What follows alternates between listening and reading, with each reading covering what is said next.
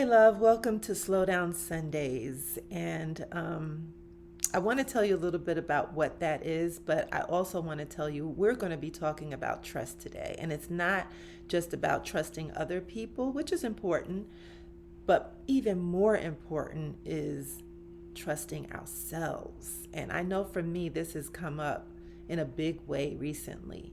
And I just wanted to share that with you. So if you're having any struggles around trusting yourself and your gut and your feelings, then this is the place for you. But Slowdown Sundays is a sacred pause because for me on Sundays, I've always taken the time to just get quiet, spend time by myself, and reflect on what has happened the week before to see if there's anything stirring in my heart that I need to attend to, and then also looking forward. How do I want to move into the next week? But it's also, a time for us to get quiet, breathe deeper, and just listen to and speak to our hearts. And so I wanted to share that with you. And so this work, this heart healing work, is really so tied to being able to tell the truth. Because, like I tell my clients and myself, if we can't tell the truth to anyone else, we have got to be able to tell the truth to ourselves. And so this work is around telling the truth. And it's not about the convenient truth or the way we want the truth to look or prettying it up. No, this is that ugly, inconvenient truth. Because that's where the real soul level work is, right? And so this kind of truth is the kind of truth that can actually set our hearts free. So that's why it's so important. And like I said, you don't have to share this with anyone else but yourself, but it's so important. It's critical that you at least be able to acknowledge the truth in yourself. And so for me, this week, I have been sitting with the truth of not being able to trust myself. I've been sitting in this and working on it and, doing the healing work around this. And so I really wanted to share this because sometimes, the betrayal that started you on this path of not trusting yourself may have come from someone else. For me, it was my parents. My parents were young when they had me. And for whatever reasons, their own reasons, they decided to have my grandmother and my aunt raise me instead of them. And as a result, that betrayal set off a thought sequence, a heart sequence in me, this young girl, to not trust them, not trust myself. And so I have been tackling those issues lately. And so this not trusting ourselves is also not listening, right? Not listening to our gut instincts. It's telling ourselves that, it's not that bad, or it's not what I think it is, or maybe it's just that I'm too sensitive. I get that one a lot because I am a sensitive being. I know that, but I don't want it to be used as a weapon against me, right? So we have to be careful about how these things are, given back to us.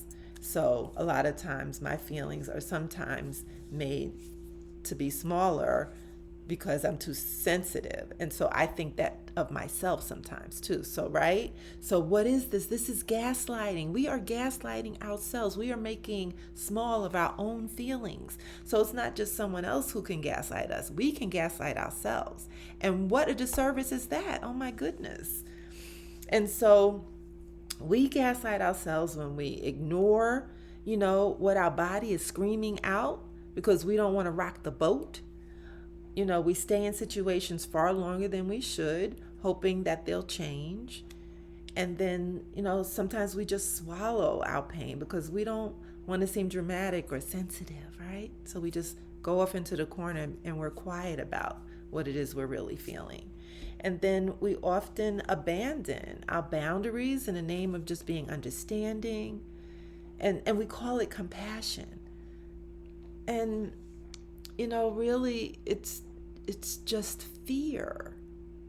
Right? It's just the fear of not wanting to speak up for ourselves, not stand up for ourselves. It's that fear dressed up in a nice, soft voice of compassion. And the more we override ourselves, the harder it becomes to trust ourselves again. And that's where I found myself. That's where I found myself. I'd been doing it for so long. For so long. And so when we push that down in ourselves and we gaslight ourselves and we don't give air and space and room for our gut feelings and what we know to be true, then it's years later sometimes before we even realize that we've been doing that to ourselves. So let me be direct, because I want us to get this right. I want us to do this work, and I want us to free our hearts of this. And so the first thing I want you to think about is, where have you stopped trusting your own knowing? And for me, because it started so young, it started as a very young girl, not trusting myself, because I didn't trust my parents, that's for sure. And so I didn't know how to trust myself either. I'm a kid. I don't know how to trust myself and what I'm feeling. Everyone's kind of making it seem like I'm an oddity because I'm sad and lonely without my parents. Even though my grandmother and my aunt, they loved me down, I will say that. But it was something about my parents not being there that I started making up things about myself. And I had feelings about that had no real space or room to really breathe or be acknowledged. And so I pushed those down and just started not trusting my feelings. So where have you stopped trusting your own knowing? And I know for me, because it started so young, it's in relationships, it's in my business, it's in your finance. It's really pervasive for me. And so I know that it's something that I have to work hard at. And that's why I'm sharing this with you, because it might be to that point for you as well. So the second question I have for you is, when did you stop believing your feelings were valid? And the third question is, who taught you that your truth was too much? And for me, again, it was my parents, by not giving me the space to be honest about how I was feeling and really talking me through my own feelings. And so I just didn't trust them. My feelings, I mean. So this is where the work begins. And that's where true healing lies. And we are at the intersection. If you're joining me on this journey, we are at the intersection of self-abandonment, right? That's what we were doing before we knew better. And self-awareness. So in this intersection is the work. It's a sweet spot, right? Because we know what that looked like. We know what self-abandonment looked like, and we are ready to heal our hearts and be able to move forward past that. And so we are stepping into self-awareness, where we can make some different choices. So here's what we're going to do. This week, I'm starting the Rebuild Your Trust Muscle Challenge. And it's going to start with this small thing first. I want you to catch yourself in the moment. So if you feel a twinge in your gut, a lump in your throat, a knowing that says this just doesn't feel right, I want you to pause. I want you to breathe and just ask yourself, what do I know to be true in this moment? Not what I hope, not what I wish, but what I know. And I want you to honor it. I want you to honor what you know. And don't override it. Don't make excuses for it. Don't water it down. Just trust it. Even if you're scared. And even if you don't have the proof yet. Because trust is built one aligned decision at a time. So let's just start making those aligned decisions, those decisions that are aligned with our gut. So we're going to talk more about this tomorrow on what I call Mindset Mondays. And this is where we have the opportunity to really address our mindset and make some shifts that are will support the lives that we want to live, a life that we can love.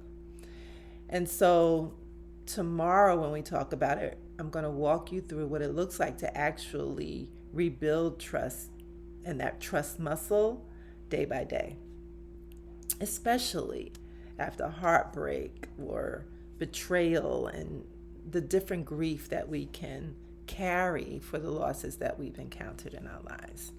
But today, I want you to let your body speak and let the truth surface.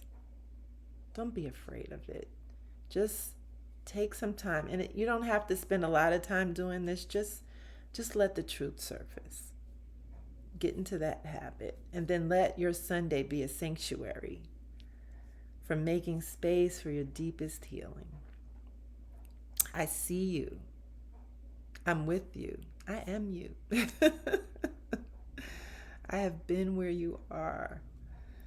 And I still do my work. I'm still doing my work. And I just wanted to share this with you. So you're not alone. We can do this work together. And in the details of the video, you'll see some information. I have a group coming up, a group grief recovery method, 8 sessions starting on July 12th at 12:30 p.m. Eastern Standard Time on Saturdays for 2 hours.